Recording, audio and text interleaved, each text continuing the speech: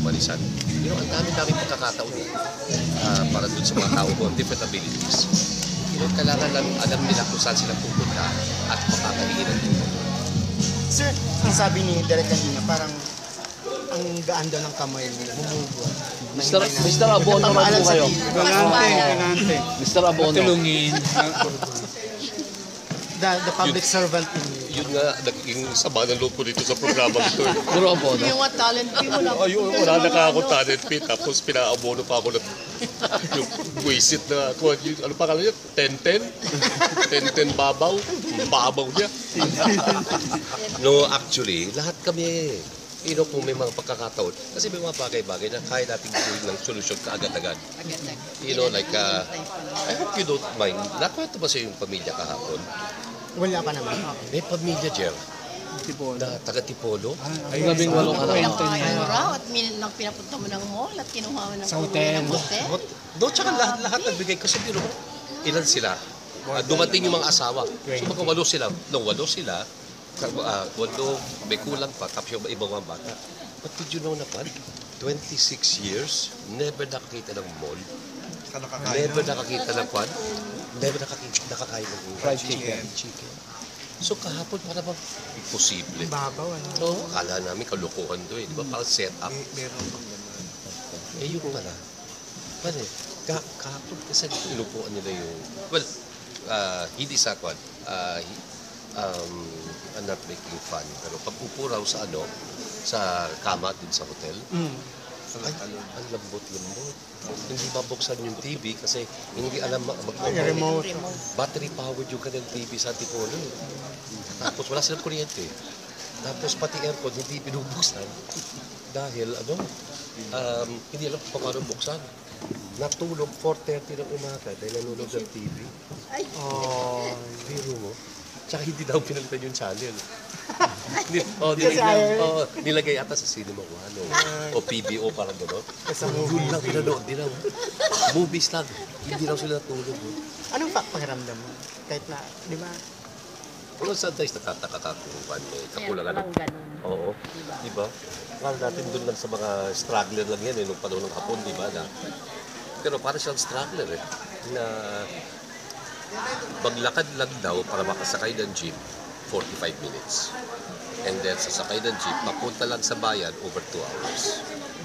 So, dahil wala sa trabaho ron, wala din silang sapat na kakayan para bumaba, sumakay ng jeep at mag-happy-happy sa, ang tawag doon nila sa ibaba.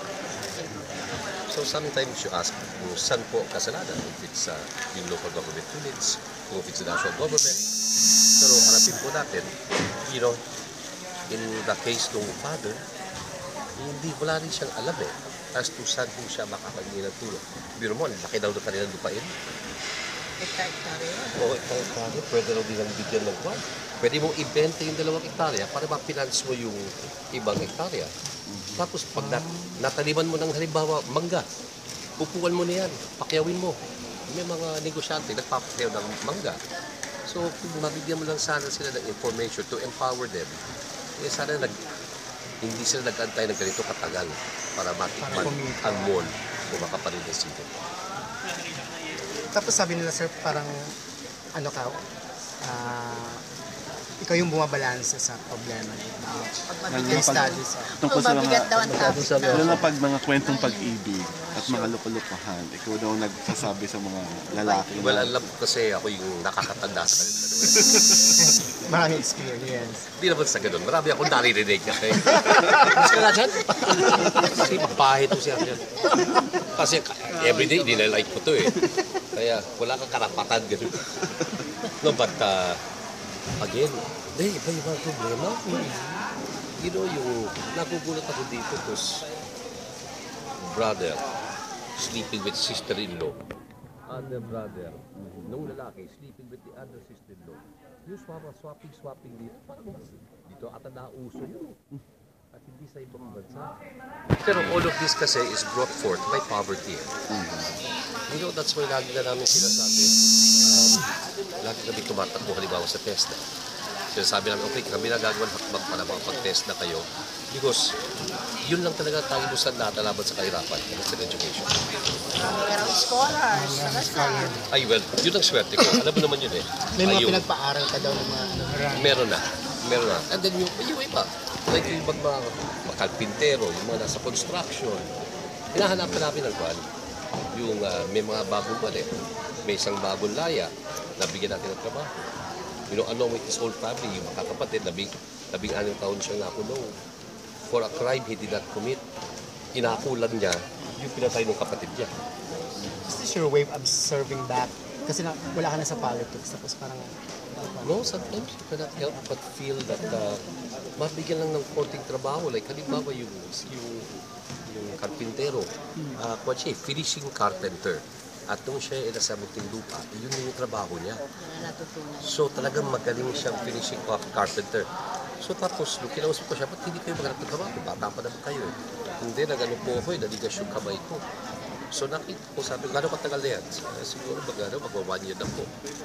So sabi ko, halika po, papupuntay ko yun doon sa aking kaibigan ng orthopedic doctor, si Dr. Gomez. Vicente Gomez.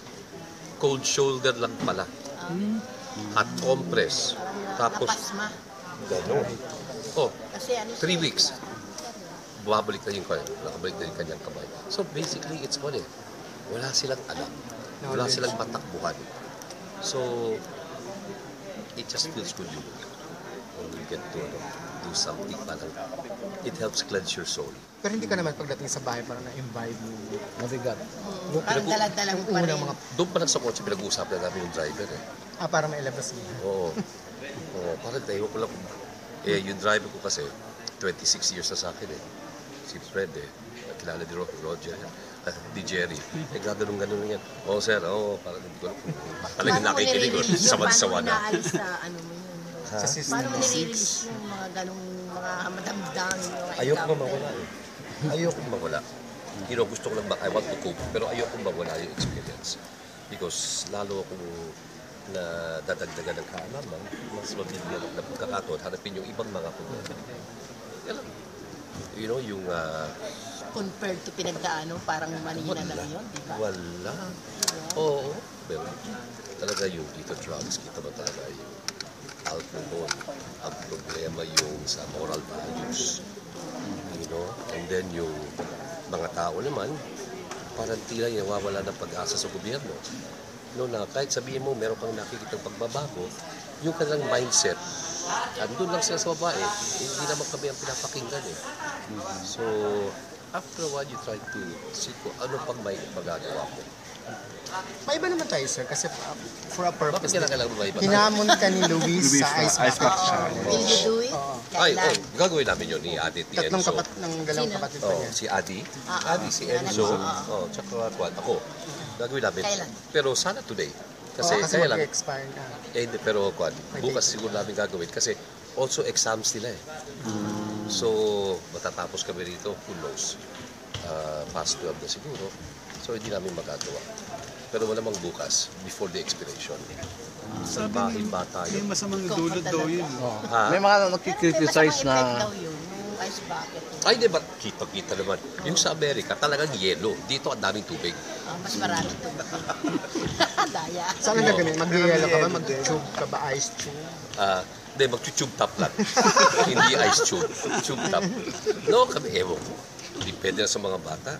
But, you know, yung nakikita mo talaga. Kaya, lagi namin pinipilit ngayon. Sa Lasal kasi, meron sila yung Adult Life High School na laging pinagbabalakan. So, and then yung eldest na naging graduate ng Lasal Adult Life High School at nakatanggap ng diploma, 65 years old eh.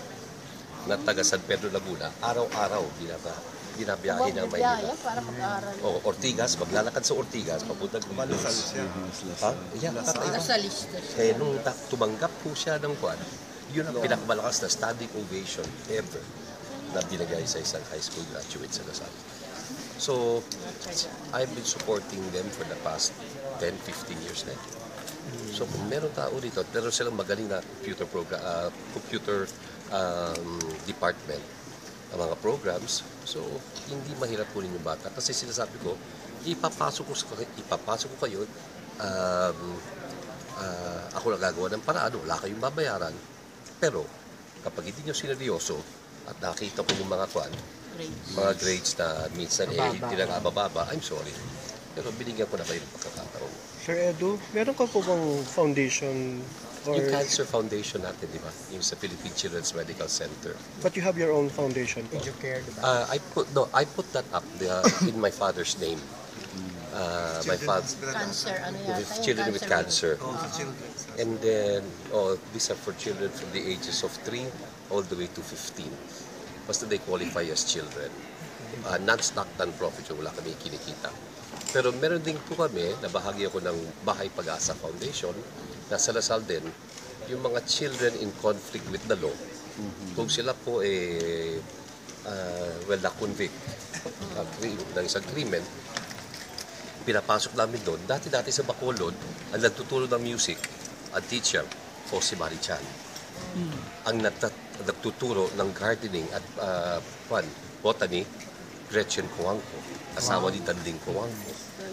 So, ang isa pang mga nagbibigay na suporta doon, mga Rafi Aluna ng dating DILG. So, everybody. So, pero consistent. Ngayon, ang ginawa ko, nung sa Lasal Marinas, yung Bahay Pag-asa, yung extension, ginawa nila, na gano'n sila nagtuwag ng bidding. So, Mr. Manny Pangilinan, na isang devout at tinayan, nagpunta. At yung ibang mga sikat na mga taga-Lasal, mga Ramon de Rosario, yung mga Jose Quisha, lahat po nag-donate. Dormitorio, nagbibidin sila ng dorm. Tapos, kitchen, kusina, para sa kwan. Dito sa Bahay Pag-asa kasi, may mga everyday, meron kayong library time. Uniforme kayo, disiplinado doon. Kayo maglilinis ng kwarto ninyo, kayo maglalaba, tapos kailangan everyday may study time kayo. Siyempre, ang napunta sa akin, yung prayer room.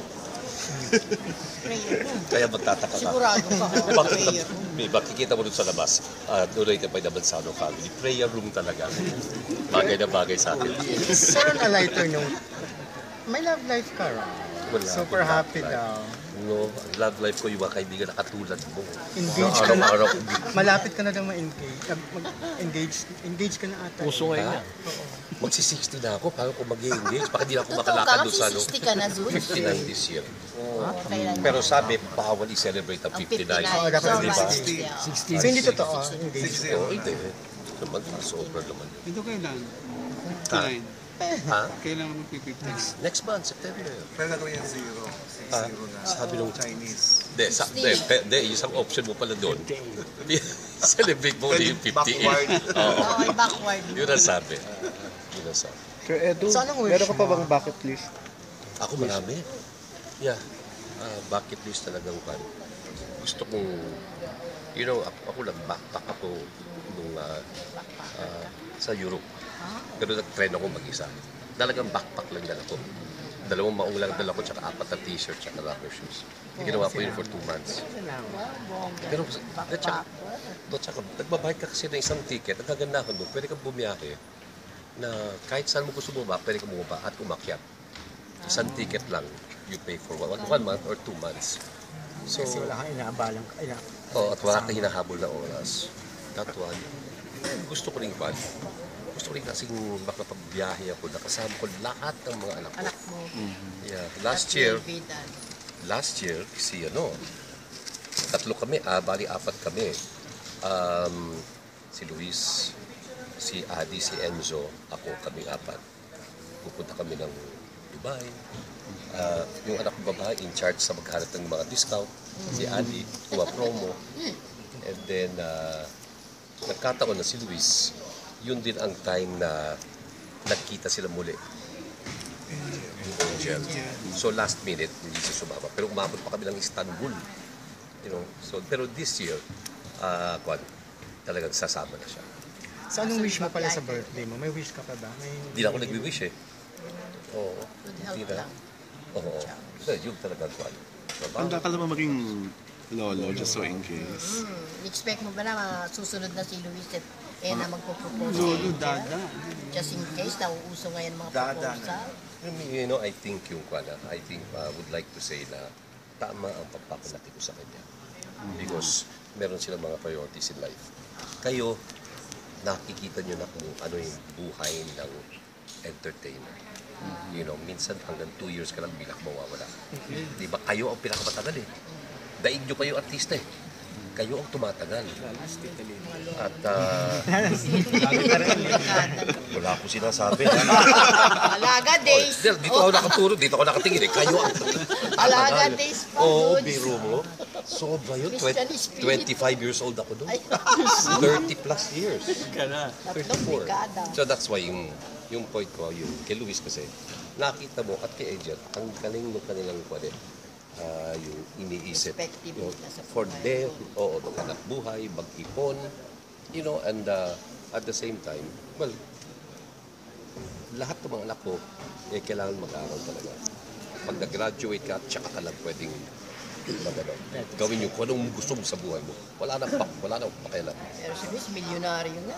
Maagang nag-business, maagang natuto. Yun ang, well, I would like to think na kahit papano, nag-make contribution din ang kanyang magulang, you know, para mamulat siya sa katotohanan na hindi pwede yung artista kapag magulang. Meron ba kayong mga naging arguments na Luis when he was growing up?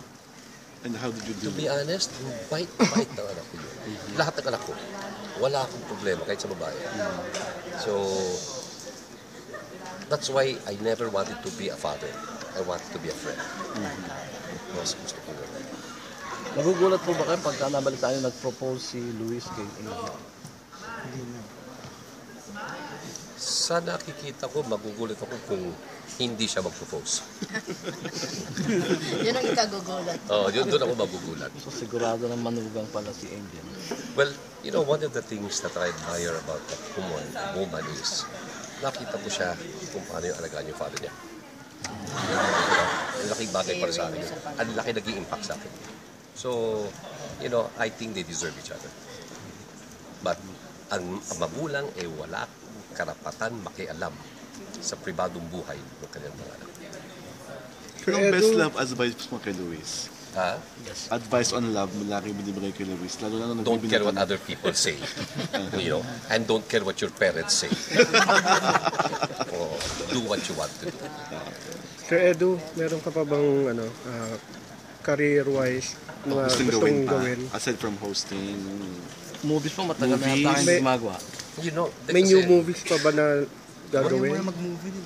You know, when tumigil ako 2004 when I entered government. yes, Kasi ayoko pagsabayin. ayoko sabihin ng tao ano ba yan? You had your cake and you're eating it too. So what I did was, sabi ko, hindi na ako magpipelikula. And then, sabi ko, taping pwede, basta after 5. So, tumanggap ako ng teleserye. Pero matatapos naman kami, alas 8 ng umaga, hindi ako makakapasok sa trabaho. So, tinigil ko na rin yung teleserye. And then, ang tinanggap ko lang was, game ka na ba? Dahil tape yun. And then tape hanggang sa kwan yun after work yun.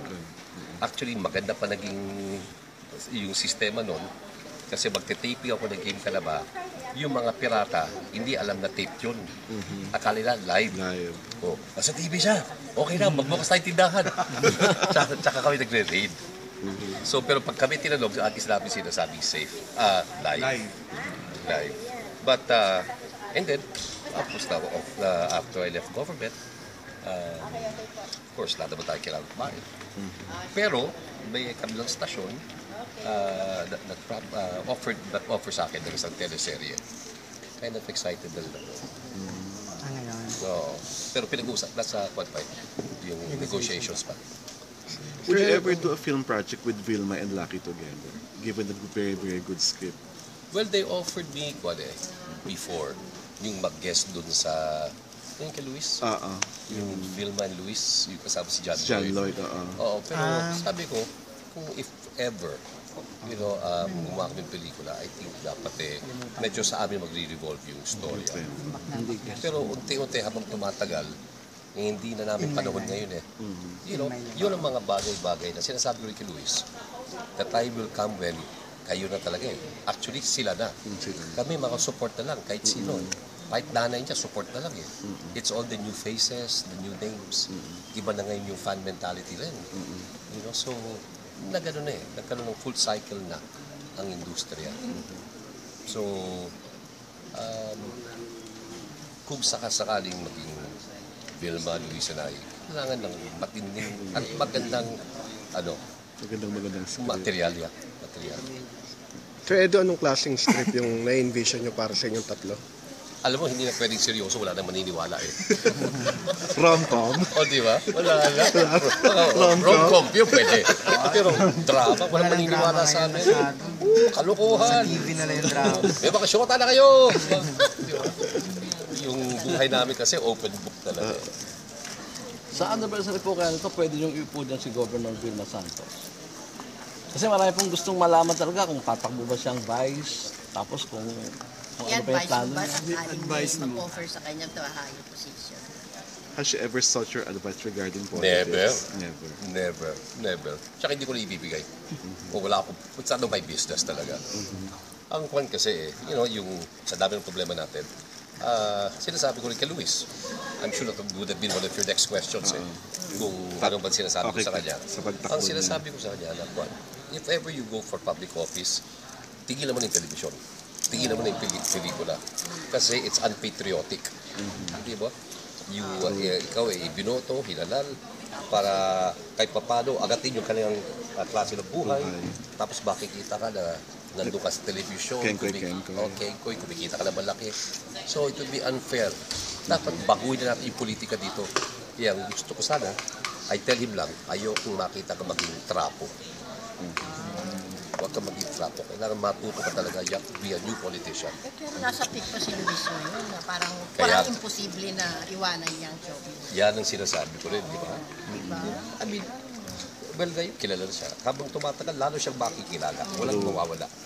Hindi kailangan may TV show ka para makita ng tawang sa sinseridad mo. Sir Edo, ikaw, babalik ka po ba sa politika? I always get tempted eh. I enjoy it. I enjoy public service. I don't enjoy the politics side. Servisyo publiko. Public servant talaga dapat. Gusto ko talaga. Government po, halimbawa, cabinet member, whatever. Well, hindi ako tatanggap ng isang cabinet post na kung sa tingin ko hindi kakayanin ko. It's not, I don't need the title. Sakali pong tumakbo si Governor bilang Vice President, tingin niyo po karapat-dapat ba or napilit lang, paano po ba tingin niyo? Ang kaya ko sinasabi, tigilan na yung trapo. I think hopefully dito sa 2016, lahat ng kandidato kailangan humarap sa mga open forums. Kailangan sagutin ang tao para malaman natin kung talagang alam mo ba ang problema at anong naiisip mo maging solusyon. Doon mo kasi sa mga forums ngayon, makikita kung ang tao talaga alam ang kanyang sinasabi. So kailangan makaliskis ang bawat Lahat ng kandidato, without exception. Pag ang kandidato hindi nagpakita o magiging evasive, huwag nyo nang iboto. Dami nga nating reklamo eh. So, may nasimulan na maganda si Presidente Aquino. Sana may magtutuloy. Yung pong